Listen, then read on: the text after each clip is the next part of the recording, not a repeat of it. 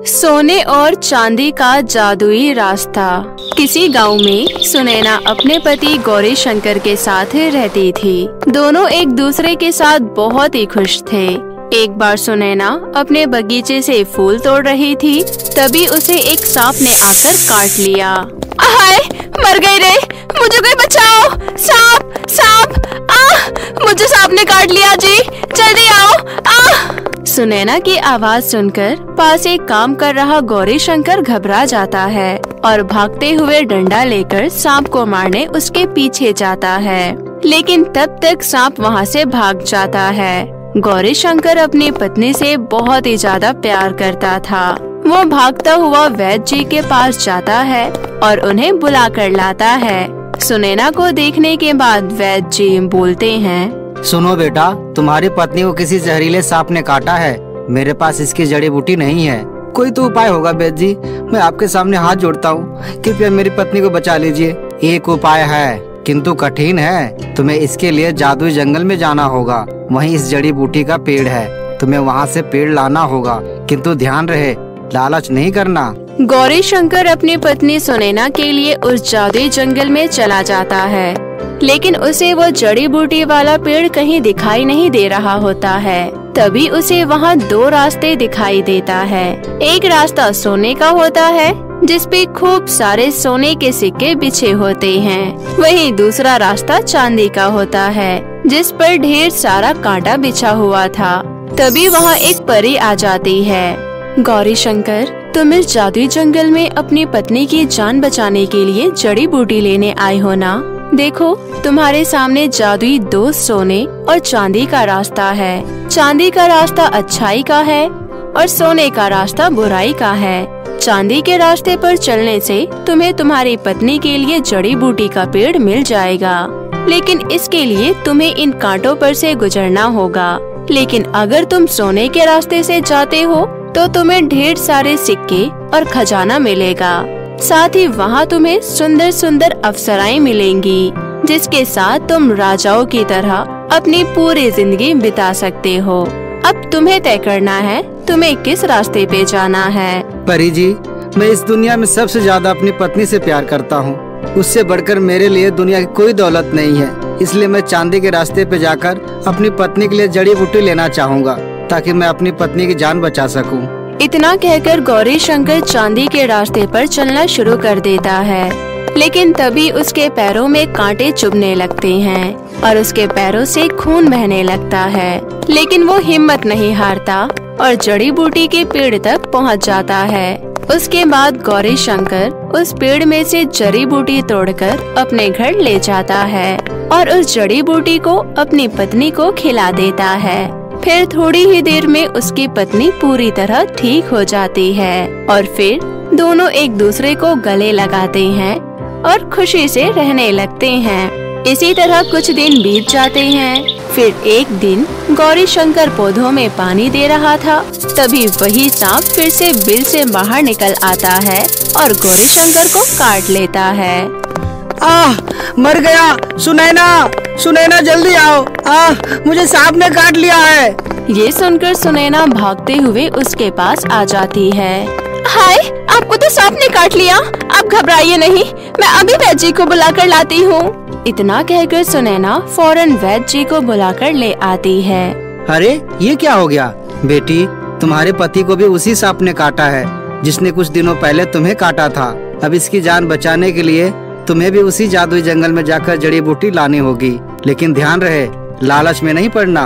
ठीक है वैद्य जी, मैं अभी उस जादुई जंगल में जाकर जड़ी बूटी लेकर आती हूँ। इतना कहकर सुनैना जादुई जंगल में चली जाती है। सुनैना के सामने भी वही सोने और चांदी के दो रास्ते थे। सोने के रास्ते पर सोने के सिक्के बिछे हुए थे और चांदी के रास्ते पर बड़े बड़े कांटे बिछे हुए थे। सोने के इतने सारे सिक्के देखकर सुनैना के मन में लालच आ जाता है। तभी वहाँ वही परी प्रकट होती है। सुनैना, तुम अपने पति की जान बचाने के लिए यहाँ जड़ी बूटी लेने आई हो ना?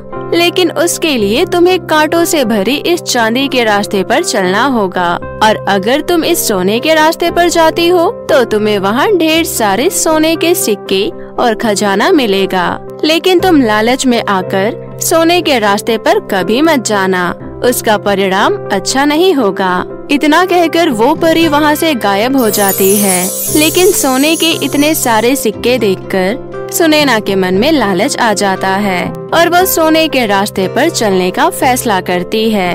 अरे ये परी तो बेवकूफ है, बेवकूफ। इसे नहीं पता मैं भी किसी से कम नहीं हूँ। पहले मैं सोने के रास्ते पर जाकर खजाना लूंगी, उसके बाद मैं इस चांदी के रास्ते पर जाकर जड़ी बूटी ले आऊंगी। इतना बोलकर सुनैना सोने के रास्ते पर चलना शुरू कर देती है और रास्ते में पड़े सभी सोने के सिक्के उठाने लगती है। चलते चलते वो एक भव्य महल के पास पहुंच जाती है, जहां एक बहुत ही खूबसूरत राजकुमार बैठा हुआ था।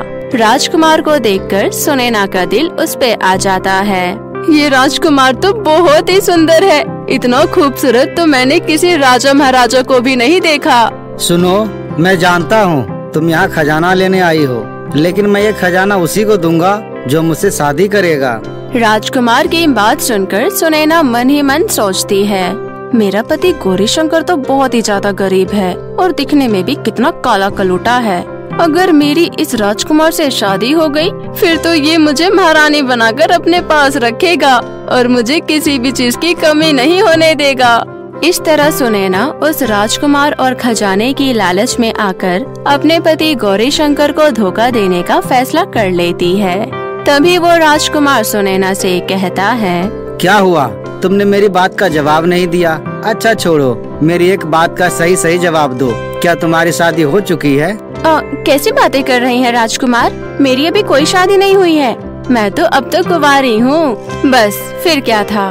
सुनैना के इतना कहते ही वो राजकुमार एक खतरनाक चुड़ैल में बदल जाता है। लालची लड़की। अरे अरे ये क्या हो गया, ये राजकुमार चुड़ैल कैसे बन गई? तू एक लालची और मक्कार औरत है, तूने धन की लालच में अपने पति को धोखा दिया है, अब मैं तुझे नहीं छोड़ूंगी। इतना कहकर वो चुड़ैल सुनैना को एक बंदरिया बनाकर जंगल में छोड़ देती है। बंदरिया बनकर सुनैना जंगल में इधर उधर भटकने लगती है। तभी वहाँ पर वही परी आती है। मैंने तो तुम्हें पहले ही समझाया था कि लालच में नहीं पड़ना, देख लो तुम्हारे लालच का परिणाम। अब तुम 1 साल तक ऐसे ही इसी जंगल में भटकती रहोगी। नहीं नहीं परी जी, मुझे माफ कर दीजिए, आप तो एक परी है ना, क्या आप मुझे फिर से इंसान बना सकती हैं? भगवान के लिए मेरी मदद कर दीजिए, मैं अब कभी दोबारा लालच नहीं करूँगी। ऐसा नहीं हो सकता सुनैना, इस जादुई जंगल का कानून बहुत ही सख्त है। अब तुम 1 साल से पहले यहाँ से नहीं जा सकती, तुम्हें अपनी सजा भुगतनी ही पड़ेगी। इतना कहकर वो परी वहाँ से गायब हो जाती है और कुछ देर बाद वो परी जड़ी बूटी लेकर गौरीशंकर के घर पहुँच जाती है और उसे जड़ी बूटी खिलाकर ठीक कर देती है। दूसरी तरफ सुनैना अपने लालच के कारण जंगल में इधर उधर भटकती रहती है। तो मेरे प्यारे दोस्तों, इस कहानी से हमें ये सीख मिलता है कि हमें कभी भी लालच में आकर अपनों को धोखा नहीं देना चाहिए, वरना इसका अंजाम बहुत बुरा होता है और ऐसे लोगों को हमेशा पछताना ही पड़ता है। तो कैसी लगी आपको मेरी ये कहानी, मुझे कमेंट करके जरूर बताएं और इसे अपने दोस्तों के साथ भी शेयर करें। और हाँ दोस्तों, अगर आपने अब तक हमारे चैनल चंदा टीवी को सब्सक्राइब नहीं किया है तो जल्दी से कर ले। बाय बाय दोस्तों।